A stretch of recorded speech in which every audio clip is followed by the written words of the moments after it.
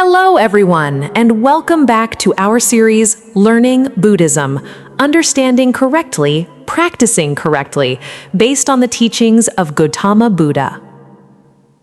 Lesson 5. Can suffering come to an end? In the previous lesson, we talked about something very important, delusion.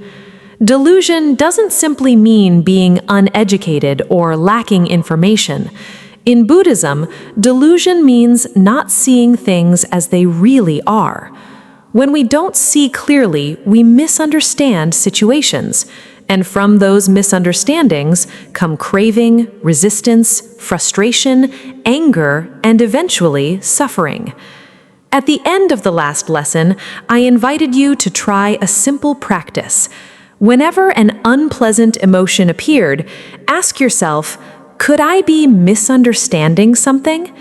It sounds simple, but it's actually a powerful question. Because the moment we ask it, we stop reacting automatically and begin looking more carefully. Today, we're going to take the next step. We're going to explore a very important question. Can suffering actually come to an end? At first, this might sound like a huge philosophical question, but if we look closely, it's really about everyday life. Think about the last time you were upset. Maybe someone criticized you. Maybe something didn't go your way. Maybe you felt disappointed, hurt, or frustrated. At that moment, the feeling may have felt overwhelming. It may even have felt like it would never go away. But did it stay exactly the same? Probably not. A few hours later, it was different. A few days later, different again. Eventually, it may have disappeared altogether. We've all had experiences like this, and those experiences reveal something important. Suffering is not fixed. It changes. It rises, it falls. Sometimes it's strong, sometimes it's weak, sometimes it's hardly noticeable. And because it changes, it can also end. Now, if that's true, why do some forms of suffering seem to last so long? Why can a single unpleasant event stay with us for days, weeks, or even years? If we look carefully, we often discover something interesting. The event itself may have ended long ago, but inside our minds, we're still replaying it. Someone says something hurtful. The words last only a few seconds, but then we think about them again and again and again. We replay the conversation. We imagine what we should have said. We tell the story to others. We relive the experience repeatedly. And each time we do that, we feed the suffering. Eventually, what hurts us is no longer the original event. It's the ongoing mental habit of holding on to it. This is something many people never notice. We tend to believe that suffering comes entirely from the outside world. But often, the outside event is only the starting point. What keeps the suffering alive is our continued reaction to it. On the other hand, you've probably also had experiences where something unpleasant happened, but it passed rather quickly. Not because you forced yourself to ignore it, not because you pretended everything was fine, but because you didn't keep feeding it. You noticed the feeling, you allowed it to be there, and then you let it move on. As a result, it gradually faded away. The difference wasn't the event itself. The difference was how the mind responded. A useful image is a fire. A fire continues burning only when fuel is added. If no more fuel is supplied, the fire eventually goes out.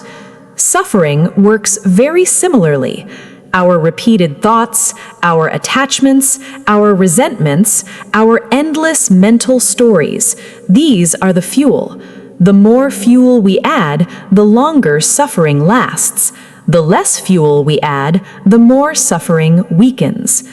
This insight is extremely important because it shows us that suffering is not some permanent condition imposed upon us. It's a process, and processes can change. In Buddhism, this understanding opens the door to hope. The Buddha taught that suffering can come to an end, not by running away from life, not by suppressing emotions, not by pretending that painful experiences don't exist. Instead, by understanding them clearly. The Buddha never taught us to deny suffering. He taught us to observe it, to understand it, to see what causes it, and to see what keeps it going. As wisdom grows, delusion decreases. As delusion decreases, we react less blindly.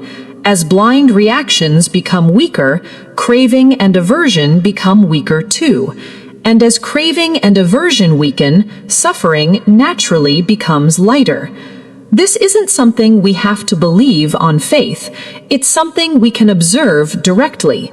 Every time you notice a negative thought without chasing after it, suffering becomes a little lighter. Every time you let go of an unnecessary attachment, the mind becomes a little freer. Every time you see a situation more clearly, suffering loses some of its power. These may seem like small steps, but many small steps eventually become a path, and that path leads toward freedom from suffering. Of course, this doesn't happen overnight. The Buddha never promised instant transformation. What he taught is much more practical. When the causes of suffering are gradually removed, suffering itself gradually fades.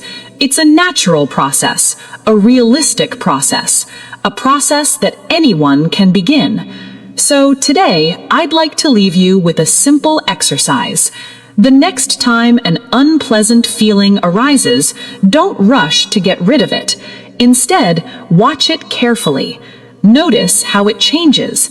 Is it exactly the same from one moment to the next? Or does it rise and fall, become stronger and weaker, appear and disappear? Then notice something else.